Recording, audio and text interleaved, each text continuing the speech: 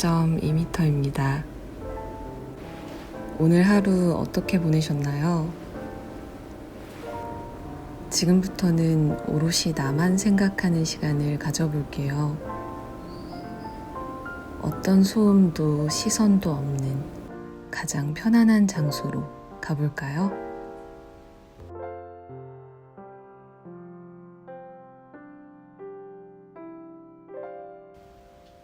오늘은 지난 영상에 이어 두 번째와 세 번째 파트를 읽어드릴게요.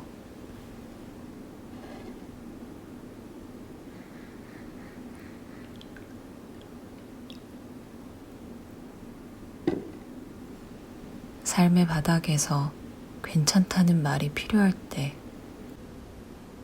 다시 시작할 수 있는 용기와 지혜를 주는 책. 살고 싶다는 농담. 오늘도 편안한 밤 되시길 바래요.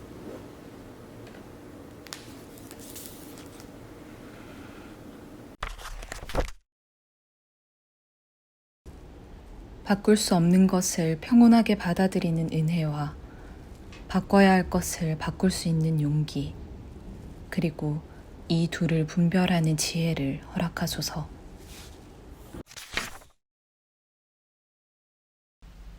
혼자서 살아남기 위한 몸을 만드는 일을 포기한 건 아니다. 아마 남은 평생 그럴 일은 없을 거다. 다만 애초 왜 그런 맹세를 했는지 질문을 다시 해보았을 뿐이다. 그건 버티기 위해서다. 끝까지 버틸 수 있는 사람이 되기 위해 혼자서 살아남기 위한 몸을 만들어야 했다. 당시의 내 상황에선 맞는 셈이었다. 하지만 지금은 버틴다는 것이 혼자서 영영 해낼 수 있는 것이 아니라는 걸 안다. 당신 옆에 있는 그 사람은 조금도 당연하지 않다. 우리는 모두 동지가 필요하다. 오늘도 나는 나와 다투고 또다시 친구가 되기를 반복한다. 지치는 노릇이지만 생을 마감할 때까지 계속될 일이다. 결국 우리는 우리가 가진 가장 멋지고 빼어난 것들 덕분이 아니라 언제 했는지도 기억하지 못하는 오래된 선행들 때문에 구원받을 것이다. 자기 삶이 애틋하지 않은 사람은 없다. 누구나 자신이 오해받는다고 생각한다. 사실이다. 누군가에 관한 평가는 정확한 기준과 기록에 의해 좌우되지 않는다. 평가하는 사람의 기분에 따라 결정된다. 맞다. 정말 불공평하다. 하지만 그게 현실이다. 이와 같은 현실을 두고 누군가는 자신을 향한 평가로부터 스스로를 분리시킨다. 말처럼 쉬운 일은 아니다. 하지만 죽을 힘을 다해 그걸 해낸다. 그리고 자신이 할 수 있는 일을 묵묵히 한다. 반면 누군가는 끝내 평가로부터 헤어나지 못하고 자신과 주변을 파괴한다. 대부분의 성공에는 운이 따른다. 반면 실패는 아군으로 결정되지 않는다. 실패는 선택에 의해 결정된다. 내가 직면한 실패가 자연스러운 결과로서의 실패인지 혹은 의도에 의한 음모와 배신인지는 사실 중요하지 않다. 벌어진 일은 벌어진 일이다. 중요한 건 다음이다. 나라는 인간의 형태는 눈앞의 문제에 대처하는 방식을 선택하는 순간 결정되는 것이다. 억울하지 않은 사람은 없다. 살다 보면 크고 작은 배신과 실패를 직면하게 될 일이 반드시 생긴다. 이에 대처하기란 쉽지 않다. 비슷한 일이 한두 번 반복되다 보면 평상시에도 자연스레 방어적인 자세를 취하게 된다. 결국 삶을 살아가는 동안 겪게 되는 다양한 양태의 문제들에 있어서 단 한 가지 방식의 대응만을 선택하기에 이른다. 자신이 잘한 일이든 잘못한 일이든 억울한 일이든 그렇지 않은 일이든 관계없다. 그저 무조건 매사에 방어적으로만 대처하게 되는 것이다.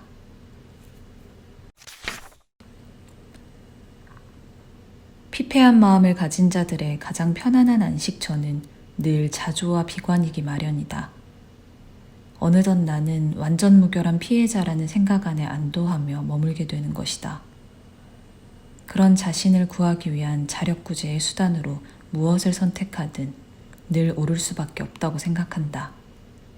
인간은 그렇게 타락한다. 나는 운이 좋았다. 객관화할 수 있는 능력을 빨리 기를 수 있었다. 피해의식이 느껴지고 분노가 치밀어 오를 때마다 나는 닉슨을 떠올린다. 닉슨의 노력과 선량함을 떠올린다. 그런 훌륭한 가능성을 가졌던 사람을 완전히 망쳐버린 피해의식에 대해 마지막으로 떠올린다. 그리고 경계한다. 피해의식은 사람의 영혼을 그 기초부터 파괴한다. 악마는 당신을 망치기 위해 피해의식을 발명했다. 결코 잊어선 안 된다. 누구도 내 말을 믿지 않고 들으려 하지 않고 나와 어울리려 하지 않을 때, 그럼에도 불구하고 도움이 필요하다면 우리는 어떻게 해야 할까? 방도가 없다. 내가 나를 구해야 한다.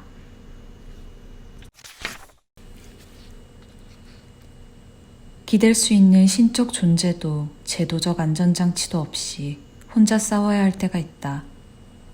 그럴 때면 우리는 피폐해진다. 싸우기 위해 거칠어진다. 불신만 남는다. 서로를 가장 잘 이해할 수 있을 법한 사람들끼리도 상대를 증오한다.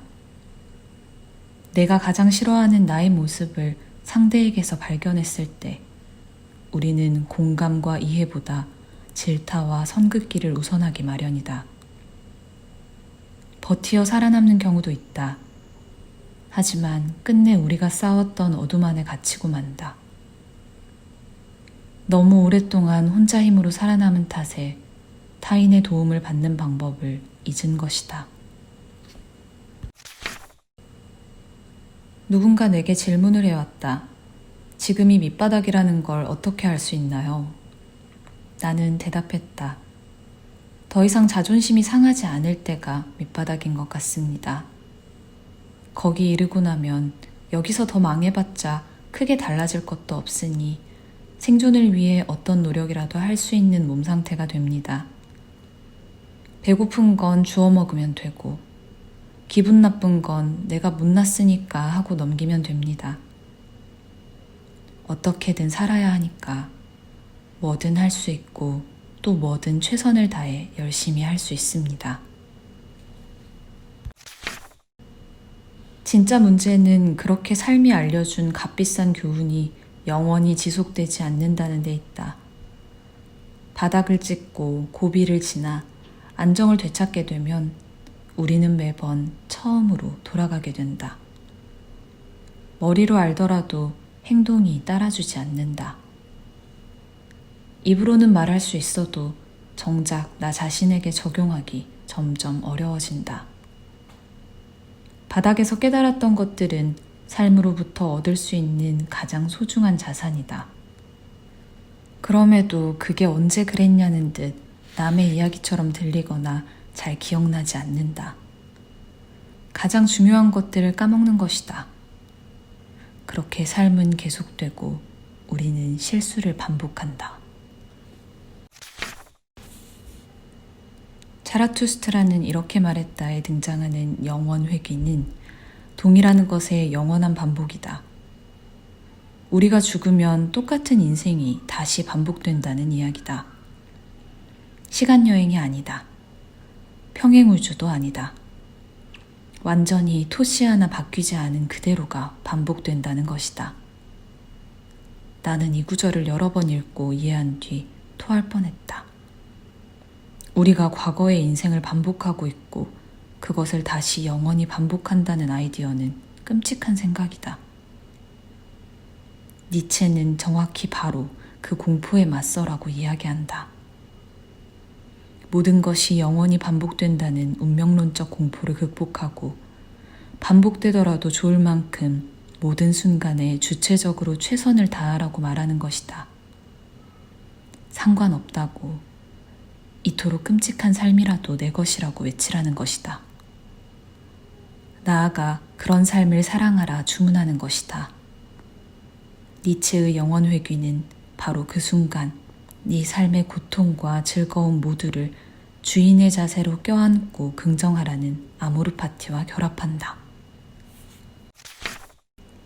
천장과 싸워 이긴 자들, 그리고 바닥과 싸워 이겨본 자들만이 오직 천장과 바닥 사이에 펼쳐진 삶을 당연하게 받아들이지 않고 겸허하고 담대한 마음으로 타인을 돕고 스스로를 구하며 살아갈 수 있는 게 아닐까? 바람이 일어난다. 살아야겠다. 정말 바꿀 수 없는 건 이미 벌어진 일들이다. 내가 한 말과 행동, 선택으로 인해 이미 벌어진 일들 말이다. 이미 벌어진 일에 마음이 묶여 신음하는 소리를 들어보라. 얼마나 참담한가. 벌어진 일을 인정하고 받아들이는 게 쉬운 일이라면 그토록 많은 시간여행 이야기들은 결코 사랑받지 못했을 것이다. 바꿀 수 없는 것이 존재한다는 건 인간이 겪을 수 있는 가장 큰 고통 가운데 하나다. 그러나 끝내 받아들이지 못하거나 너무 늦게 인정하면 삶이 파국으로 빠지는 걸 막을 수 없다. 나는 끊임없이 생각, 사고를 해야만 한다고 말하고 싶다. 데카르트가 방법 서설에서 존재를 확인하기 위해 필요하다 했고, 한나 아렌트가 예루살렘의 아이만에서 악이 평범한 것은 사고를 허용하지 않기 때문이라며 강조했던 바로 그 생각, 사고 말이다. 시키는 대로, 주어진 대로, 혹은 우리 편이 하라는 대로 따르는 게 아니라 계속해서 생각하고, 의심하고, 고민하는 태도만이 오직 바꿀 수 없는 것과 바꿔야 할 것을 구별할 수 있는 밝은 눈으로 이어진다. 이 글이 단 한 명의 독자라도 그런 밝은 눈을 가질 수 있도록 이끌 수 있다면 정말 기쁠 것이다. 나와 같은 시행착오를 하지 않기를, 불행하거나 외롭지 않기를 바란다. 도처에 불행이 있다. 불행은 발견되는 것이고 행복은 주장되는 것처럼 보인다. 고통과 불행으로부터 시달려보지 않은 사람은 없다. 극복해보려 발버둥 쳐보지 않은 사람도 없다. 그것을 극복하는 사람과 끝내 주저앉는 사람 사이의 차이가 무엇인지 규명해보고 싶지만 쉽지 않다. 불행의 양과 질을 계산할 수 없으며 그것을 견뎌낼 수 있는 능력 또한 상대적이기 때문이다. 불행에 대응할 수 있는 단 하나의 검증 가능한 공식을 만드는 건 불가능하다는 이야기다. 젊은 날의 나는 되게 불행했고 앞으로도 불행을 떨쳐낼 수 없다고 생각했다. 행복하고 싶다는 마음에 잠식되고 싶지도 않았다. 행복한 사람은 거만했고 거만해서 재수없었다. 그래서 어쩔 수 없는 불행에 잡아먹히지 않고 대응할 수 있는 방법에 대해 골몰했다. 나는 너무 오랜 시간 동안 불행에 시달린 이들이 어떻게 망가지는지 알고 있었다. 피해의식은 사람을 괴물로 만든다. 피해의식이 만든 괴물은 자신이 무슨 짓을 저지르든 이해받을 수 있다고, 아니 이해받아 마땅하다고 생각한다. 불행했으니까. 전혀 그렇지 않다. 나의 사연이 나의 책임을 대신 져주지는 않는다. 그런 괴물이 될 수는 없다. 그렇다면 불행과 함께 살 수 있는 논리를 만들어야 했다. 그렇게 했다. 상처는 상처고 인생은 인생이다. 상처를 과시할 필요도 자기 변명을 위한 핑곗거리로 삼을 이유도 없다. 다만 짊어질 뿐이다. 짊어지고 껴안고 공생하는 방법을 조금씩 터득할 뿐이다. 살아가는 내내 말이다. 그러고 보면 사람은 자기 혐오로도 충분히 잘 살 수 있다. 물론 사랑으로도 살 수 있겠지만 그건 여건이 되는 사람에게 허락되는 것이다. 행복한 사람들이 모두 행복하세요, 사랑하세요 같은 말을 떠벌리며 거만할 수 있는 건 대개 그런 이유에서다. 나는 별일 없이 잘 산다. 불행이란 설국열차 머리칸의 악당들이 아니라 열차 밖에 늘 내리고 있는 눈과 같은 것이다. 치명적이지만 언제나 함께할 수밖에 없다. 불행을 바라보는 이와 같은 태도는 낙심이나 자조, 수동적인 비관과 다르다. 오히려 삶을 주체적으로 수용하고 주도하겠다는 의지다. 이는 불행을 겪고 있는 사람으로 하여금 상황과 자신을 분리할 수 있는 공간을 확보해준다. 당장의 감정에 파묻혀 스스로를 영원한 피해자로 낙인 찍는 대신 최소한의 공간적, 시간적 거리를 두고 사건을 바라볼 수 있게 한다. 요컨대 객관적으로 불행의 인과관계를 바라볼 수 있게 돕는다는 것이다. 내가 세상에서 가장 불행하다는 건 어떤 의미에서 내가 가장 행복하다는 말보다 더 큰 오만이다. 세상에서 내가 제일 불쌍하고 제일 불행하고 제일 아프다는 생각에 둘러싸여 웅크리고 있는 게 쉽고 편할 수 있다. 그러나 그건 대개의 경우 주관적인 인상에 불과하다. 실제 벌어진 일과 다르다. 갈등이 발생했을 때 스스로를 가해자로 여기는 사람은 없다. 둘 다 피해자라고 주장한다. 정말 무슨 일이 벌어진 건지, 내가 무엇을 했고 무엇을 당했는지, 어떻게 대처할 것인지 생각하려면 객관화가 필요하다. 내 앞에 불행을 이기는데 최소한의 공간적, 시간적 거리두기가 필요하다는 것이다. 자기 객관화가 가능하도록 마음의 여유를 가능한 빨리 회복할 수 있는 방법을 찾아야 한다는 것이다. 내게는 그것이 상처는 상처고 인생은 인생이라는 선언이었다.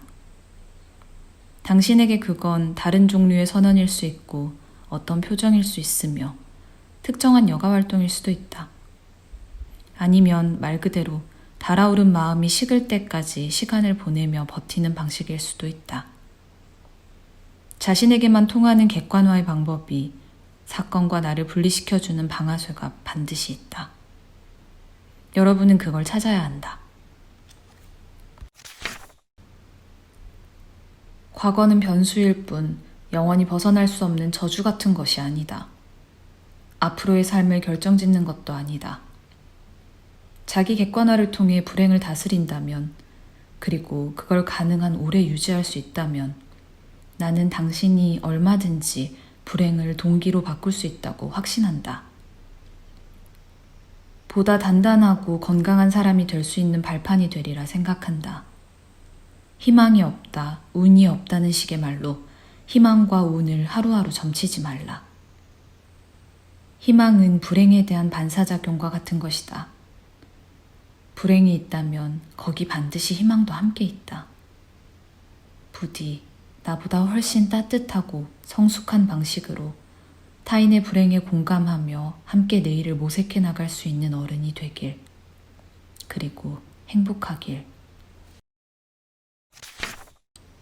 평가에 잠식되어서는 안 된다.